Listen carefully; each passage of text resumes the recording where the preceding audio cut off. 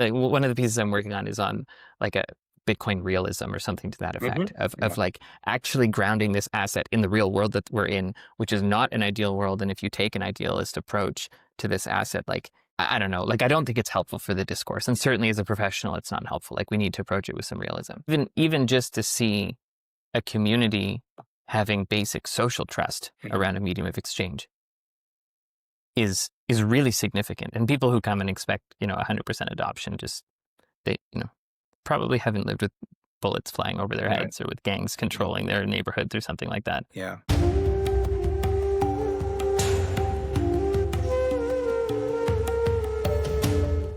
Hello, everyone. Welcome to another episode of Bitcoin for Professionals. Today, we have Andrew Clubine with us. So, Andrew, thank you very much for joining us. It's great to be here. Thanks, Harris. Great. So, Andrew, give us some background. Just introduce yourself, share a bit of your career path. Tell us about yourself. Sure. I'm Salvadoran Canadian. I was born in El Salvador, grew up in Canada.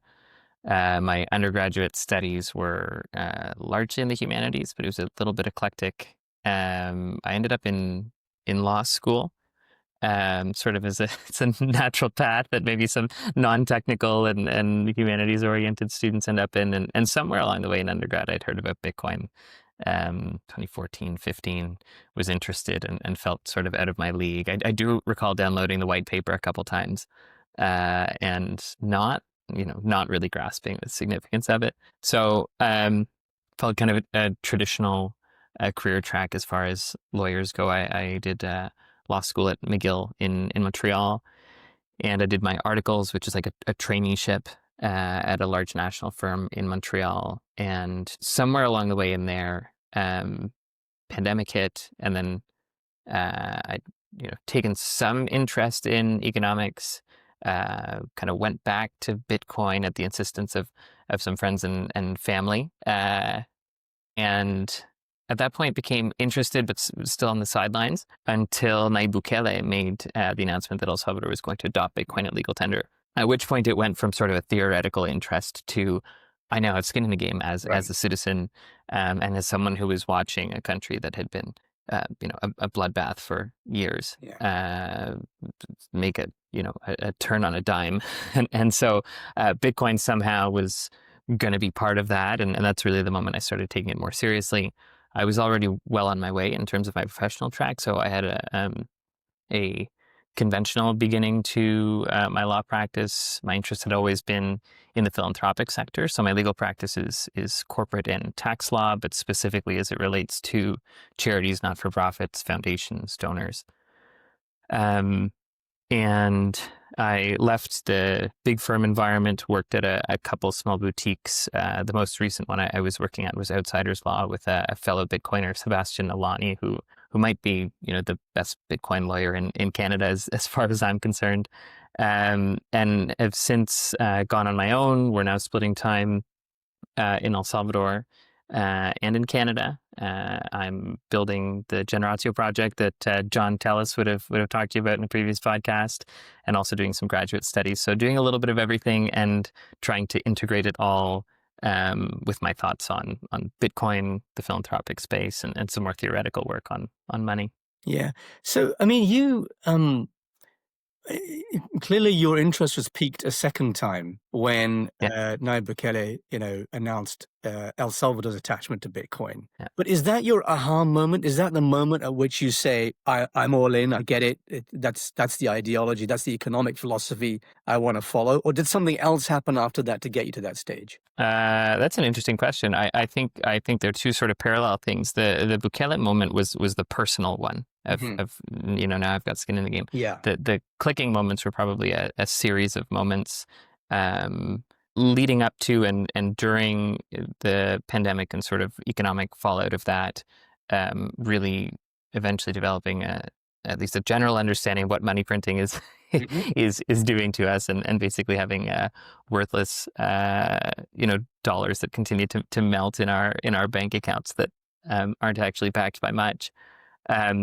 So that clicked sort of along the way in parallel, and at some point, I was in the rabbit hole and maybe didn't even know about it and kept going further down. So after the announcement, about a year or two later, visited and then spent an extended period of time in El Salvador, actually in El Sonte, Bitcoin Beach, where some people have shown up and said, wow, this is an incredible example of what Bitcoin can do. And others show up and are very disappointed that, whatever, only 30%, 40% of merchants have adopted. But living there and actually having the opportunity to use Bitcoin, maybe the galvanizing moment, the aha moment, was actually starting to spend on Lightning specifically. Uh-huh.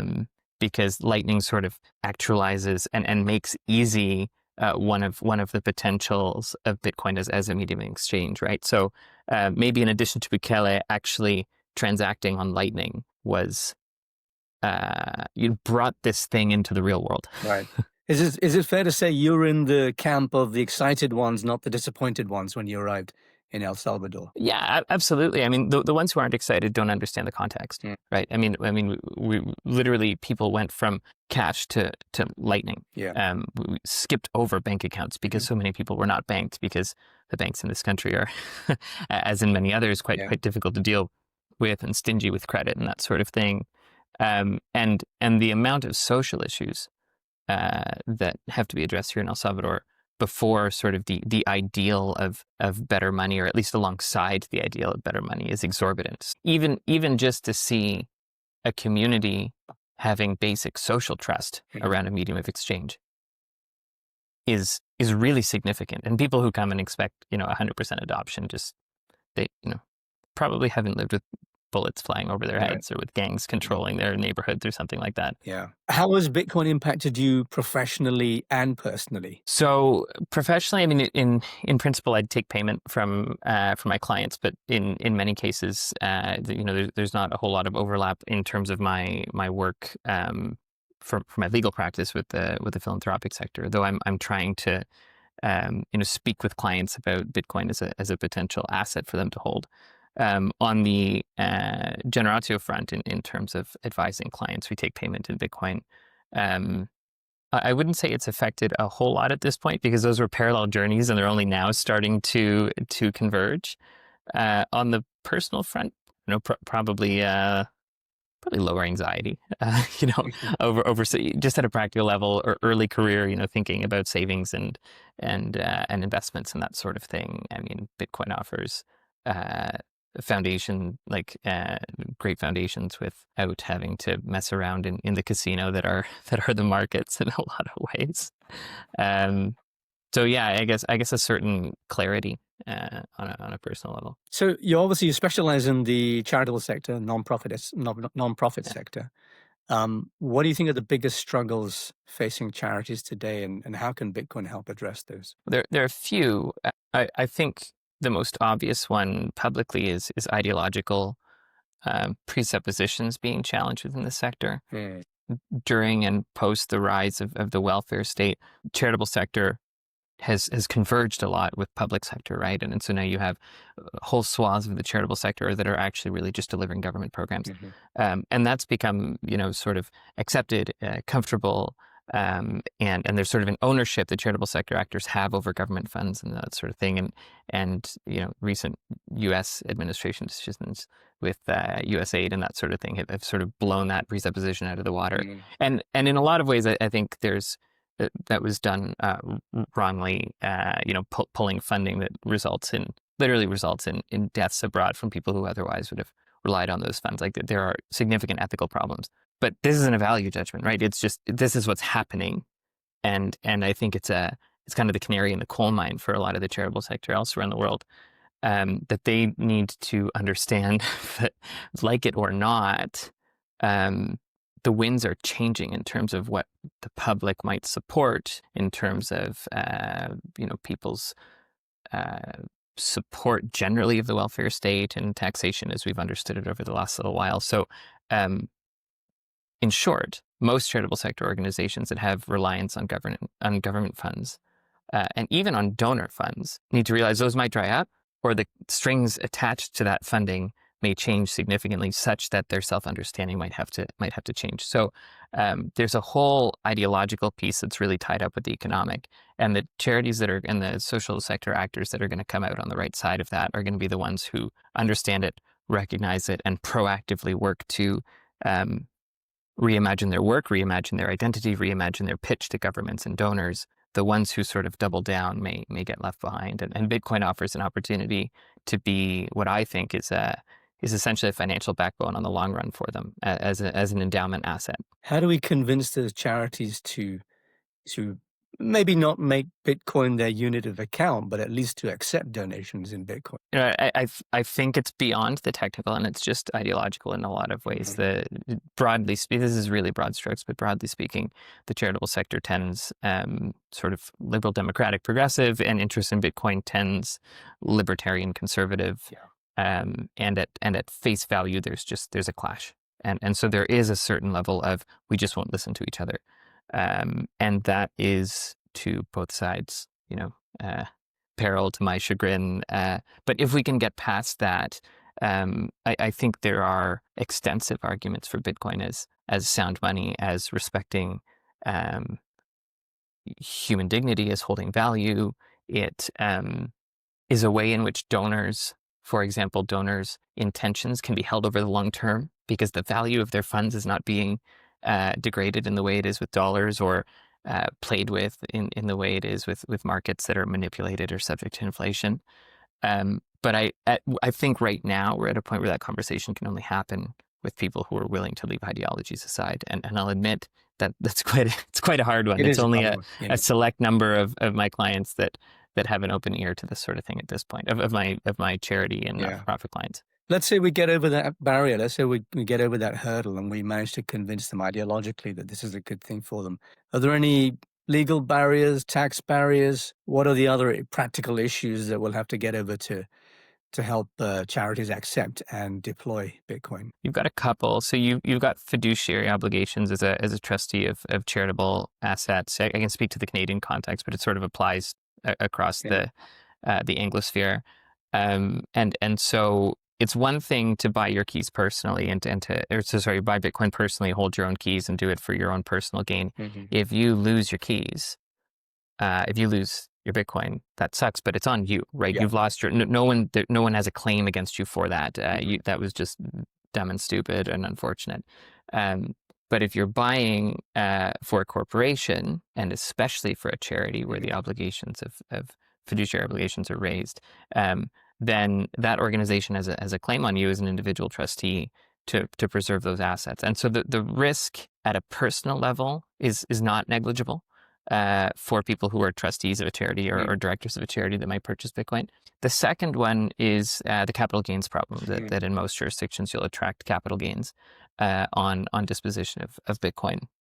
And there's, we're doing a little bit of work to figure out ways in which that can either be mitigated or avoided, or if Bitcoin becomes sort of Bitcoin itself is part of the charitable activity of the entity, there's possibility for exemptions and that sort of thing. But it is in principle a problem to address in most jurisdictions, not all, but in many. Yeah, very interesting.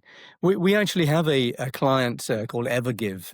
So OnRamp provides them with an MIC solution, and they are a Bitcoin only. And so that's a model that they are working on. They want to scale that. What do you think are the challenges in scaling a Bitcoin only charity? I think you do have, so assuming that it's taking on activities. So what I mean by that is the endowment might just be making gifts to other charities. And if that's the case, this is a little bit easier, but if it's actually funding on the ground projects, volatility, even though that might not be the right word, but compared to the dollar, let's say, can be a problem, because in a dip, it will cost you more Bitcoin to maintain the same amount of aid, let's say, to a certain program or funding to a certain program, because that's going to remain denominated in dollars.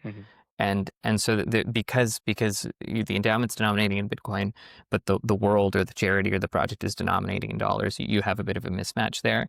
And so it might not be a problem of scale as much as a problem of volume of projects or percentage of giving that you might be willing to give out of an endowment. In Canada, we're used to seeing like the minimum spend out of an endowment is something like 3 to 5%.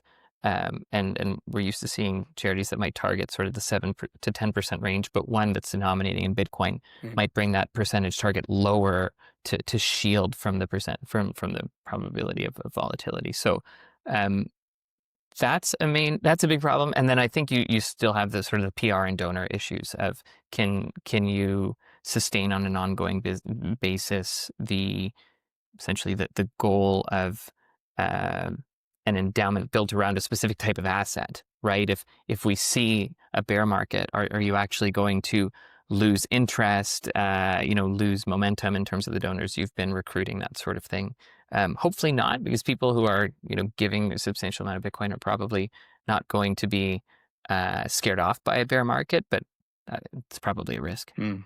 Yeah, let's talk about the global perspective here. You're a dual citizen of Canada and Yeah. El Salvador.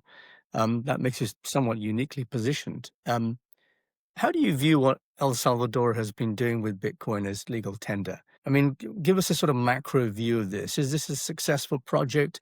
Do you see it becoming more successful? Do you see other countries following suit? What kind of countries will follow suit? Yeah, I think that the mistake from abroad and from the Bitcoin sphere has been to see this as Bitcoin country. Um, this is not a project in Bitcoin primarily. This is a project in turning around what was basically a failed state. Mhm. And the foundation of that is not Bitcoin. The foundation of that is um, something like trust and restoring social fabric. And so to the extent that that is successful, Bitcoin can be successful. Yeah. And Bitcoin is one of the major tools of that the government identified. And so in that context, I don't think we can say it's failed. If you want to apply the very narrow metric of adoption, then sure, it hasn't been adopted. But I think most people on the ground could have told you that from the start. That adoption was not going to be the end game with Bitcoin. It's an opportunity presented to both people locally and to investors to come and invest and build in this country with some favorable treatment of an asset with great fundamentals, the best asset we've got. And so in that regard, I'm not as concerned as others have been about, for example, the removal of legal tender, the IMF loan, all that's gone on over the last few months. Because that wasn't fundamentally the goal. I think those who were upset about it are the ones who saw Bitcoin narrowly as El Salvador's goal as opposed to part of a broader strategy. Right. Yeah. And then let's move on to Canada then. How does Canada compare? Where do you think it stands in terms of, adoption, regulations, openness to innovation? Ahead of the curve, behind the curve? Yeah, both actually. I think Canada typically is there's sort of ironies in how things play out. There's such a sort of entrenched defense of sort of progressive liberalism that's part of Canadian society that similar to my comments about the charitable sector earlier, that people have a sort of a predisposition against this libertarian or seen to be libertarian asset.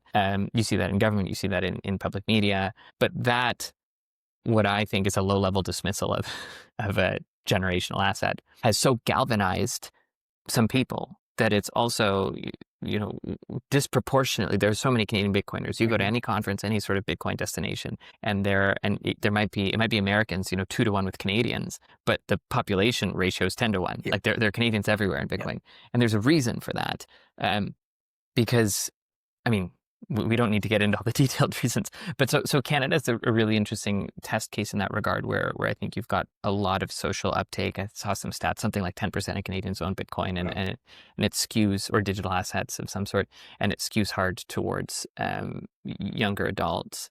The difficulty is just the tax treatment of it in Canada as in other developed nations, and I don't really see that changing anytime soon. Right? Yeah. It's not, governments are dealing with revenue issues such that they need to increase taxes and to keep the machine going. Yeah. And so I don't really see that going anywhere, but I see it as probably continuing to fan the flames of people's interest in alternatives like Bitcoin. So Andrew, I'm very fascinated by your work in religious nonprofits. This is something that's personally very interesting to me. Your writing blends Catholic social teaching and classical philosophy with Bitcoin, and I see parallels there with Islamic finance and Islamic Yeah, no doubt. economics and Bitcoin. How do these traditions shape the way that you think about money, law, and ethics? That's a great question. Well, I'll start with one part of the answer. Is that I think that the frame for uh, political and economic dialogue begins with the dignity of the individual. And Bitcoin is better money because its characteristics better dignify the individual. And so as a medium of exchange, especially as a store of value in like a high inflation moment, which is why I'm so interested in the project in El Salvador, is it gives the possibility for a worker not only to earn what they are due, which is justice, right? To give the Mhm. other what they're due, um, but also to hold the value of that thing they are due over time. And one of the pieces I've been really interested in is a medieval treatise by the Bishop of Lisieux, Nicholas Orem, who writes probably the first um, theological treatise on money, where he um, clearly states that the prince or the king or the government um, cannot and should not uh, alter or diminish the value of coin and trade. Um, and that principle we see early on in Catholic social teaching. I would say our Islamic friends have done a much better job of upholding that sort of attitude and teaching, especially the teaching against usury and that sort of thing over the centuries. It's something that in the Catholic tradition has sort of waned a little bit, but there's renewed interest in wait, why do we have a prohibition against usury, and what does that look like at a moment where we have high inflation? Because it's not clear cut, right? Like lenders also needs to be compensated and not paid back less than what they gave. But I think all of those discussions really center around the idea of the dignity of the individual, and that is not where most uh, secular, economic, political, libertarian discussions about Bitcoin begin. Yeah, I mean, certainly we can go back much further than the bishop who wrote the theological paper. I Absolutely. mean, we can go back to the Temple of Herod and Jesus overthrowing the tables of the money Yes, that's right. changers, and this stems from the exchanging of one type of coin for another type of coin. Of course, the money changers would diminish the value of silver in the coin that they exchange. So, of course, they would make a bid offer spread on money itself, which is Yeah, that's right. usury, right? Yeah, that's And, right. so there's a very fundamental teaching there in Christianity that also been adopted in Islam. Um, we talked just now about usury and unjust lending, and I'm interested to know how how you think of lending and lending platforms in Bitcoin today, and the potential for DeFi, and I'm using the word DeFi in a very broad sense, the potential for it to be simply a replication of TradFi. Yeah. So this is thought I'm really working out, and it's terrain that's of interest, and I'm not as technically versed as I'd like to be on it, but I am very concerned about. Well, I'm not. I don't know if I'd use the word concerned. I think it just will happen that we will have paper Bitcoin, paper altcoins. It is the way of things. It is the world of finance that we live in, and the Puritan Bitcoin response is problematic. I mean, I have a lot of respect for individuals, and I think we should all prefer this. Just buy Bitcoin and hold your own Bitcoin, and Mhm. buy on chain and hold on chain. But for the average Joe, especially if you're looking at adoption, they're going to be buying ETFs. They're going, you know what I mean? Like, and we will see a proliferation of paper Bitcoin. And as bad as that might be from a principled perspective, it is going to happen. Mhm. And so our thought needs to push beyond, whether it should or shouldn't, except it likely will, Yeah. and talk about it on those grounds.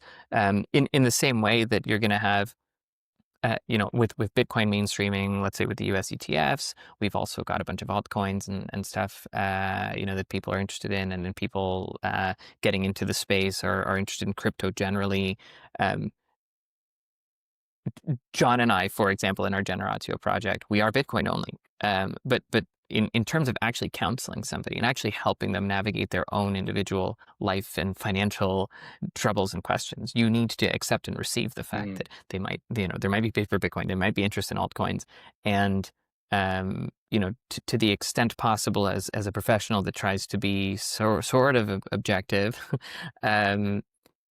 counsel them with that in mind. So I think staying away from sort of the puritanical approach that some people have the Toxic luxury of maximalist having. approach. Yeah. Yeah.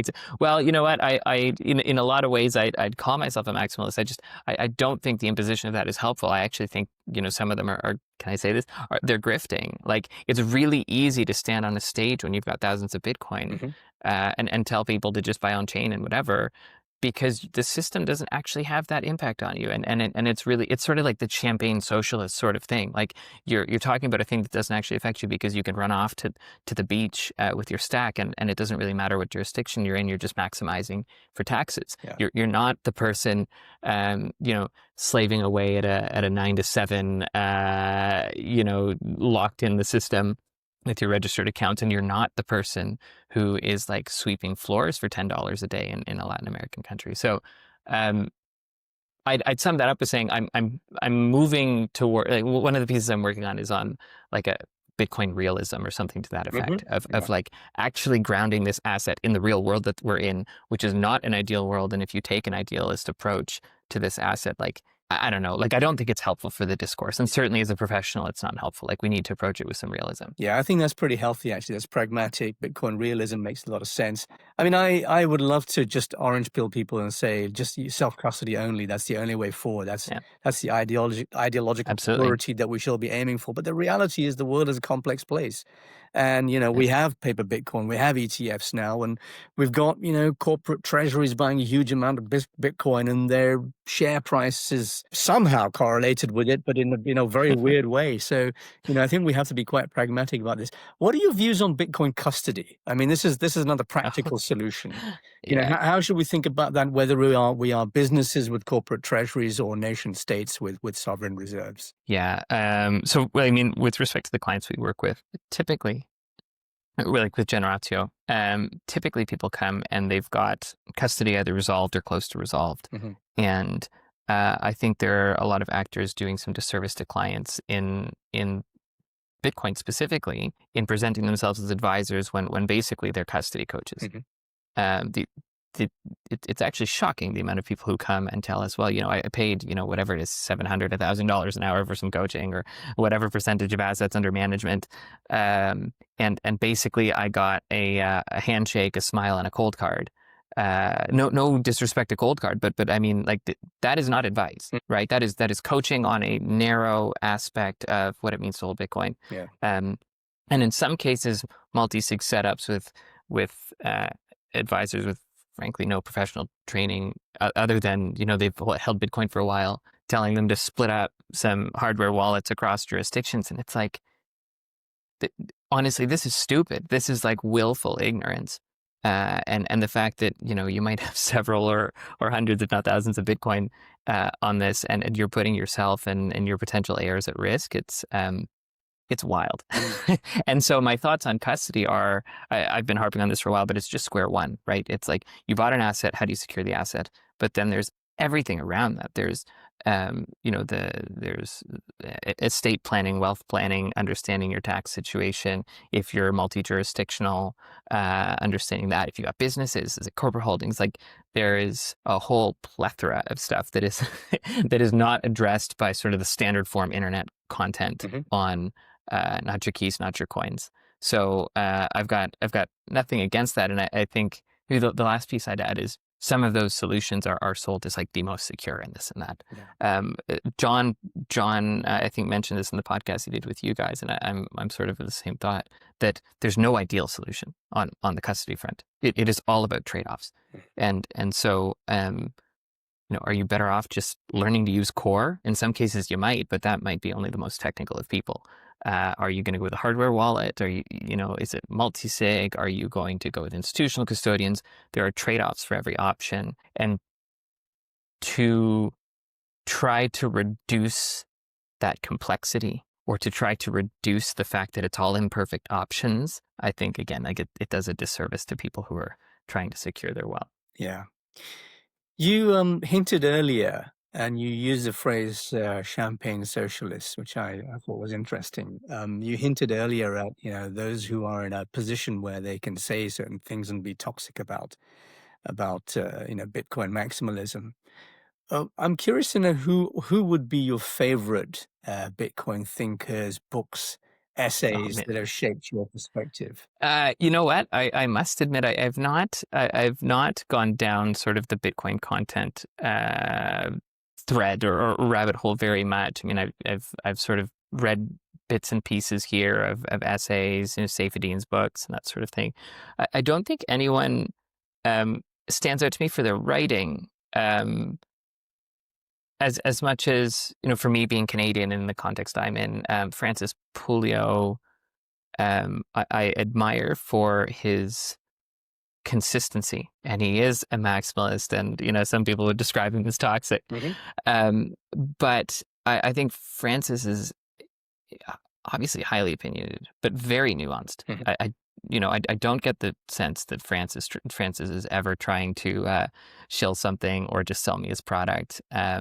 He understands this thing like few other people. Mm. And I think maybe not his thought as much as his disposition has been, it was influential, especially early on for me. But over time, I'd say that the more dominant influence has been on the professional side in trying to understand what does it mean to be a licensed professional, Mm-hmm. advising people about this asset. And that has led me to the types of conclusions and discussions and thoughts that actually aren't dominant in the Bitcoin space, like this sort of stuff we've exchanged on here. So in a lot of ways, my obligations as a lawyer, my interests in philosophy and social thought, are what have driven my interest in Bitcoin, not actually the Bitcoin content itself. Right. So does this translate into your personal life? I mean, what do your family and friends think about your Bitcoin involvement? Do they move away from your family dinners and, whenever you turn up at an event and you sit down at a table, people say, "Oh God, this Bitcoin guy is here again. I need to get away from him." I don't know. I mean, it may be better to ask them. I think the people closest to me are unsurprised and sympathetic, at least. My broader circles, yeah, it's kind of it's the joke that like Andrew's the guy that's into Bitcoin. I think it's easy for a lot of them to chalk up to me being Salvadoran as well. Okay. So the blow is a little bit softened by the fact that it's all sort of caught up in me having grown up outside of the country, but now spending time here and sort of reintegrating. So I'm not super sure what they think, but I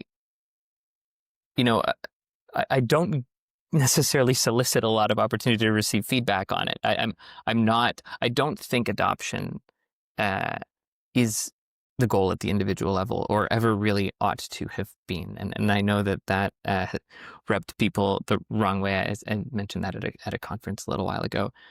Francis has got this thing, and people will buy it at the price they deserve. Right? And I'd rather focus on helping people who have at least an openness, if not are sort of committed to this as an asset, build with it, to show others what you can do with it, as opposed to sort of attempting the sparring over, rational debates over Bitcoin. I think people are much more sold by actions and results than So you're not sparring rationally. You're not actively evangelizing to your nearest and dearest. You're not trying to always No, not at all the all. time. No. Good. That makes for more harmonious. I think it was Saint. I don't know if Saint Francis actually said this, but it was something about